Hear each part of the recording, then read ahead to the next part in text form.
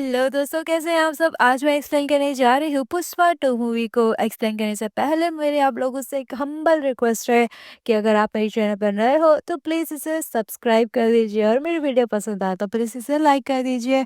तो बिना किसी देरी की मूवी के एक्सप्लेनेशन को शुरू करते हैं। कहानी की शुरुआत पे हम पुष्पा को देख पाते हैं जो कि एक पोर्ट पर मौजूद था। वहाँ पर कुछ जापानीज लोग भी थे, वो उसके ऊपर हमला कर देते हैं। यहाँ पर हमें ये बात पता चल जाती है कि पुष्पा ने इन लोगों को माल बेचा था, लेकिन पुष्पा को इस माल के बदले पैसे नहीं मिले थे, इसलिए पुष्पा यहाँ पर उनके पैसे लेने के लिए आया था। जब वो वहां पर जाता है ना, तब वो जापानीज लोग उसे बहुत मारते हैं और फाइट शुरू हो जाती है। और लास्ट में पुष्पा को गोली लग जाती है, जिसकी वजह से वो समुद्र में गिरता है। जब पुष्पा समुद्र में पानी में डूब रहा था ना, तब उसे बचपन के उसके कुछ सीन्स याद आ रहे थे। एक्चुअली जब पुष्पा छोटा था ना, तब कुछ लड़के उसे उसके पापा का नाम पूछते हैं। जब उसके पापा का नाम पुष्पा बताता है ना, तो वो लड़के उसके ऊपर जोर-जोर से हँसने लगते हैं और पुष्पा से कहते हैं कि तालाब में जाए और उसका बॉल लेकर आए। अब अगर पुष्पा बॉल लेकर आता है, तो ही वो यकीन करेंगे कि पुष्पा अपने बाबा का ही बेटा है। ये सुनते ही पुष्पा तालाब में कूद जाता है, लेकिन उसे तैरना बिल्कुल भी नहीं आता था और वो पानी में डूबने लगता है। जिसके बाद पुष्पा की आँख खुल जाती है, यानी कि वो कुछ सपने देख रहा था और वो काफ़ी ज़्यादा डरा हुआ था। ये देखकर श्रीवल्ली उसे शांत करवाती है। अब अगले ही दिन हम एक लड़के को देख पाते हैं जिसकी आज शादी थी, लेकिन वो आज भी काम करने आया था क्योंकि पुष्पा को एक बड़ा ही ऑर्डर पूरा करना था। लेकिन मजदूर बहुत ही ज़्यादा कम थे, इसलिए वो लड़का पुष्पा के लिए काम करने के लिए यहाँ पर आया था। जिसके बाद सभी मजदूर जंगल में जाने लगते हैं, तो उन्हें एक नया बंदा ज्वाइन करता है। जिसके बाद सारे मजदूर जंगल में जाते हैं, वो लोग अपना काम शुरू कर देते हैं। वो लोग वहां पर शिखावत की काफी ज्यादा मजाक भी उड़ा रहे थे कि किस तरह पुष्पा ने शिखावत को डराकर वहां से भगा दिया था। अब जैसे ही मजदूरों का काम खत्म हो जाता है, हम देखते हैं कि जो नया बंदा उसे ज्वाइन किया था ना, वो और कोई नहीं बल्कि शिखावत ही था। वो सभी मजदूरों की बातें सुन रहा था और काफी गुस्सा हो गया था। अब वो मजदूरों को बताता है कि वही शिकावत है, अब वो उन लोगों को नहीं छोड़ेगा। जिसके बाद शिकावत पूरी फोर्स को बुलाता है और सारे मजदूरों को पकड़ कर ले जाता है। अब उन मजदूरों में वो लड़का भी था जिसकी आज शादी थी और उसके ससुर काफी ज्यादा गुस्सा हो रहे थे क्योंकि वो लड़का आज भी काम पर गया था। लेकिन दुल्हन अपने पापा से कहती है कि मुझे पुष्पा पर पूरा भरोसा है, वो उसके हस्बैंड को जरूर लेकर आएंगे। जिसके बाद हम पुष्पा को देखते हैं जो कि पुलिस स्टेशन जाता है और पुलिस ऑफिसर से कहता है कि वो उस लड़के को छोड़ दे जिसकी आज शादी है। जिस पर पुलिस ऑफिसर का कहना था कि अगर उसने उसे छोड़ दिया तो फिर शिकावत सर उसे नहीं छोड़ेगा। लेकिन पुष्पा उसे याद दिलाता है कि उसने अब तक कितनी रिश्वत उसे दी है। जिसके बाद पुलिस वाले उस लड़के को छोड़ देते हैं। जैसे ही वो लड़का बाहर आता है ना, पुष्पा देखता है कि उसके ऊपर निशान बने हुए थे, यानी कि शिकावत ने उसे बहुत ज्यादा मारा था। इसलिए पुष्पा जब अंदर जाकर देखता है तो सारे ही मजदूरों को मारा पीटा गया था। ये देखने के बाद पुष्पा गुस्सा हो जाता है और कहता है कि अब तो वो सभी को यहाँ से लेकर जाएगा। अब ये सुनने के बाद पुलिस ऑफिसर कहता है कि अगर पुष्पा ने ऐसा किया तो इन सब की नौकरी चली जाएगी। जिसके बाद पुष्पा सभी पुलिस वालों को इतने सारे पैसे देता है जितने पैसे वो अपने रिटायरमेंट तक भी नहीं कमा सकते। अब पुलिस वाले पैसे लेते हैं और अपनी जॉब से रिजाइन कर देते हैं। जिसके बाद पुष्पा सभी मजदूरों को लेकर वहां से चला जाता है। कुछ देर के बाद जब शेखावत आता है तो देखता है कि जेल पूरी खाली थी और शेखावत समझ गया था कि पुष्पा ने ये सब किया था। दूसरी ओर पुष्पा उस लड़के को शादी में लेकर जाता है और उसकी शादी हो जाती है। अब दूसरे दिन पुष्पा को सीएम से मिलने जाना था, इसलिए वो तैयार होता है। वहां पर श्रीवल्ली कहती है पुष्पा से कि वो सीएम के साथ एक फोटो लेकर आए क्योंकि वो अपने लिविंग रूम में सीएम और पुष्पा की फोटो लगाना चाहती थी, ताकि वो सबको बता सके कि उसका पति सीएम के साथ उठता बैठता है। जिसके बाद पुष्पा सीएम से मिलने जाता है, जहाँ पर नायडू भी था। नायडू और पुष्पा दोनों ही सीएम से मिलते हैं और यहाँ पर नायडू सीएम को बताता है कि उनकी पार्टी के सबसे ज्यादा फंड पुष्पा ही देता है। अब सीएम भी पुष्पा के साथ बातें करता है, लेकिन जैसे ही पुष्पा फोटो मांगता है ना, सीएम उसके लिए मना कर देता है क्योंकि सीएम का कहना ये था कि अगर वो पुष्पा जैसे स्मगलर के साथ फोटो क्लिक करेगा तो उसकी बदनामी हो जाएगी। ये सुनने के बाद पुष्पा बताता है कि उसे ये फोटो नहीं चाहिए, उसकी वाइफ को सीएम के साथ उसकी फोटो चाहिए।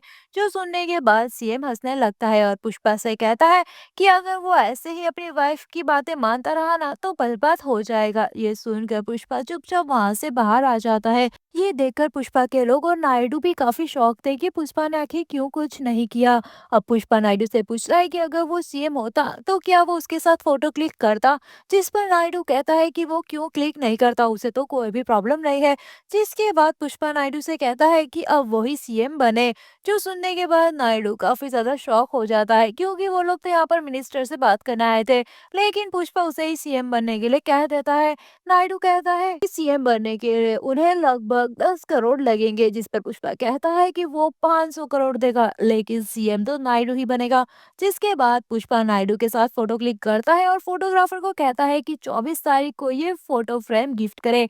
यहाँ पर नायडू पुष्पा से पूछता है कि वो इतने सारे पैसे कहाँ से लाएगा, जिस पर पुष्पा कहता है कि अभी तक वो लोग सिर्फ इंडिया में ही डील कर रहे थे, लेकिन अब वो बाहर की कंट्री से डायरेक्ट डील करेगा और ज्यादा पैसा भी कमाएगा।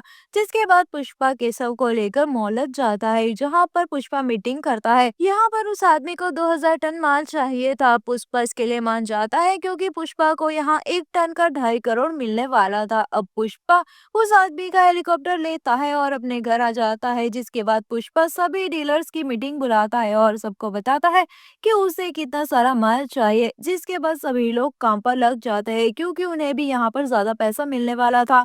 अब यहाँ पर श्रीवल्ली पुष्पा के लिए खाना बनाती है, जिसमें नमक ज्यादा था, और पुष्पा सबके सामने बताता है कि खाने में नमक ज्यादा है। ये सुनकर श्रीवल्ली गुस्सा हो जाती है, लेकिन पुष्पा उसे कैसे भी मना लेता है। जिसके बाद हम सीनू की वाइफ को देखते हैं, जो कि शिखावत के पास आती है और उसे डांटने लगती है। वो उसे कहती है कि वो तो सिर्फ नाम का ही मर्द है, क्योंकि अगर वो असली मर्द होता तो पुष्पा का राज अब तक खत्म कर चुका होता। वो शिखावत को बताती है कि पुष्पा को एक बहुत ही बड़ा असाइनमेंट मिला है, जिसे पूरा करने के लिए सारे ही डीलर्स एक हो गए हैं। इससे यहाँ पर अब शिखावत को कुछ करना था, इसलिए वो एक डीलर का माल रोक लेता है और सारे माल को आग भी लगा देता है। जिसके बाद वो उस डीलर की जान भी ले लेता है। ये देखने के बाद सभी डीलर्स डर जाते हैं, क्योंकि पता नहीं अब शिखावत उनके साथ क्या करेगा। इसलिए वो उस बारे में नायडू से बात करते हैं, और नायडू यहाँ पर डिसाइड करता है कि वो पुष्पा और शिखावत के बीच में सुलह करवाएगा। इसलिए वो नायडू शिखावत से मिलने के लिए चला जाता है और उससे कहता है कि वो ये सब करना बंद करे। इसके बदले वो उसे करोड़ों का मुआवजा देगा। साथ ही में उसे समझाता है कि ये पुरानी दुश्मनी वो खत्म कर दे। जिस पर यहाँ पर शेखावत कहता है कि वो ये सब बंद कर देगा, लेकिन यहाँ पर पुष्पा को उसे सॉरी कहना पड़ेगा। नायडू कहता है कि पुष्पा उसे सॉरी जरूर कहेगा, वो पुष्पा से बात करेगा। जिस पर शेखावत कहता है कि उसे ये सॉरी सबके सामने चाहिए, इसलिए नायडू भी ये बात के लिए मान जाता है। जिसके बाद बहुत बड़ी पार्टी ऑर्गेनाइज की जाती है, जहाँ पर पुष्पा को शेखावत को सॉरी कहना था, लेकिन पुष्पा यहाँ बहुत ज्यादा ड्रिंक कर लिया था, इसलिए वो समझ नहीं पा रहा था कि वो अब क्या करे। लेकिन सबके समझाने पर पुष्पा वहाँ पर जाता है और शेखावत को सॉरी कहता है। अब शेखावत ने सॉरी रिकॉर्ड कर लिया था, वो सुनकर काफी ज्यादा वो खुश हो जाता है। जिसके बाद पुष्पा वहाँ से जाने लगता है, लेकिन उसे काफी ज्यादा बुरा लग रहा था। उसे ऐसा लग रहा था कि उसने सॉरी बोलकर बहुत ही गलत किया, क्योंकि अब पुष्पा का खौफ खत्म हो जाएगा। इसलिए पुष्पा वापस जाता है और शेखावत की कार को ठोक देता है, जिसके बाद शेखावत स्विमिंग पूल में गिर जाता है। अब पुष्पा स्विमिंग पूल के अंदर टॉयलेट करने लगता है, जो देखने के बाद शेखावत काफी ज्यादा गुस्सा हो गया था। अब पुलिस वाले उसे स्विमिंग पूल से बाहर निकालते हैं और उसके कपड़े निकाल कर उसे साफ करने लगते हैं। पुष्पा यहाँ पर शेखावत से कहता है कि जब वहां पर वो सॉरी बोलकर गया था ना, तो उसे समझ आ गया था कि उसने शेखावत को सॉरी बोलकर बहुत बड़ी गलती की है। वो शेखावत को कभी भी सॉरी नहीं बोलेगा। पुष्पा शेखावत से कहता है कि उसका 2000 टन का माल जाने वाला है, अगर शेखावत में दम है तो उसे रोक कर बताए। वो शेखावत से कहता है कि अगर शेखावत ने उसकी एक लकड़ी भी पकड़ ली ना, तो पुष्पा सब कुछ छोड़ देगा और फिर मजदूर बन जाएगा। और वो हमेशा के लिए ये चीज रिकॉर्ड कर लेता है और शेखावत को देता है और कहता है कि अगर उसमें दम है तो उसे पकड़ कर दिखाए। जिसके बाद पुष्पा अपने काम में लग जाता है और शेखावत उसके माल को रोकने का प्लान बनाने लग जाता है। शेखावत ने सारे ब्रिजेस को ब्लॉक कर दिया था, ताकि पुष्पा ट्रक वहां से ना ले जा पाए। लेकिन तभी वो देखता है कि नदी में पानी बिल्कुल भी नहीं था, यानी कि पुष्पा के लोग नदी के रास्ते से ही आगे बढ़ेंगे। जो देखते ही शेखावत अपनी टीम से कहता है कि वो अलग अलग रास्तों से वहां पर जाए, लेकिन कभी उनके बीच में ट्रक आ जाता है तो कभी कुछ हाथी। एक्चुअली ये सारा प्लान पुष्पा का ही था, लेकिन शेखावत किसी तरह बीच के रास्ते से वहां तक पहुंच जाता है। तभी देखता है कि वहां पर बहुत सारी बैलगाड़ियां थी। शेखावत उन सारी बैलगाड़ियों को बीच में रोकता है और ट्रक वालों का रास्ता ब्लॉक कर देता है। तो वहीं पुष्पा के लोग इन्फॉर्म कर देते हैं पुष्पा को कि शेखावत ने रास्ता ब्लॉक किया है, जिसके बाद पुष्पा उनसे कहता है कि वो ट्रक छोड़कर भाग जाए क्योंकि शेखावत उनके ऊपर गोलियां चला रहा था। जिसके बाद वो सारे लोग वैसा ही करते हैं और शेखावत सारा माल पकड़ लेता है। अब शेखावत बहुत ही ज्यादा खुश था और खुशी से नाचने लग गया था क्योंकि पुष्पा ने उससे वादा किया था कि अगर शेखावत ने उसकी एक लकड़ी भी पकड़ ली ना तो पुष्पा मजदूरी करेगा। अब शेखावत वहां पर मीडिया को बुलाता है और बताता है कि किस तरह उसने स्मगलिंग का माल पकड़ा है। तभी वहां पर सीनू आता है और शेखावत को बताता है कि ये तो लाल चंदन नहीं है, ये तो सिर्फ नॉर्मल लकड़ियां ही थी जो कि लाल कलर की थी। ये सुनने के बाद शेखावत को काफी ज्यादा गुस्सा आ गया था। तभी शेखावत को खबर मिलती है कि पुष्पा का माल स्टेट बॉर्डर क्रॉस कर चुका था। ये सुनने के बाद शेखावत सोचने लग जाता है कि आगे पुष्पा का माल बाहर कैसे गया। तभी हम देखते हैं कि एक्चुअली पुष्पा ने उन लकड़ियों की बैलगाड़ी ही बनाई थी और वो बैलगाड़ियां जिससे शेखावत ने रास्ता ब्लॉक किया था ना वही लाल चंदन की लकड़ियां थी। पुलिस वालों को वहां पर एक बैलगाड़ी तो मिलती है जिसमें देखने के बाद वो समझ जाते हैं कि यही लाल चंदन है। तभी पुष्पा भी वहां पर आ जाता है और शेखावत को चिढ़ाने लगता है। शेखावत उसे कहता है कि उसे एक बैलगाड़ी तो मिल गई है और पुष्पा ने कहा था कि अगर शेखावत को एक भी लकड़ी मिली तो वो मजदूर बन जाएगा। पुष्पा कहता है कि वो फायर नहीं बल्कि वाइल्ड है और ऐसा कहते ही वो बैलगाड़ी में आग लग जाती है और वो खाक बन जाती है और इसी तरह से शेखावत के हाथ में एक भी लकड़ी नहीं आई थी।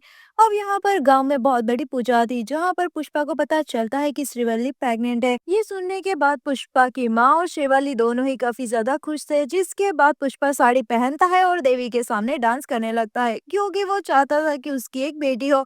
जिसमें श्रीवल्ली कहती है कि बेटा हो या बेटी क्या ही फर्क पड़ता है, लेकिन पुष्पा का कहना था कि अगर बेटा हुआ तो वो उसे खानदान का नाम नहीं दे पाएगा क्योंकि पुष्पा का कोई भी सरनेम नहीं था।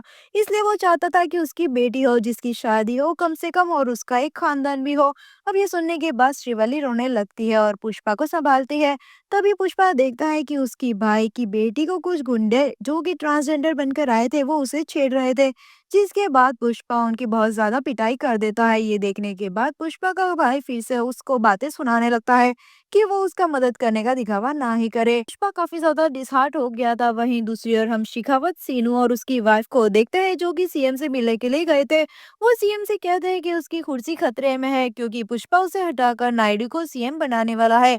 शेखावत सीएम से कहता है कि पुष्पा का जो माल है ना वो रामेश्वर क्रॉस करने वाला है, इसलिए अगर वो शेखावत को परमिशन दे तो वहां से वो उसके माल को पकड़ लेगा। ये सुनने के बाद सीएम उसे परमिशन दे देता है। जिसके बाद शेखावत रामेश्वरम जाता है और वहां पर काफी सारी बोट्स भी थी, उसकी तलाशी वो लेता है लेकिन कुछ भी नहीं मिलता।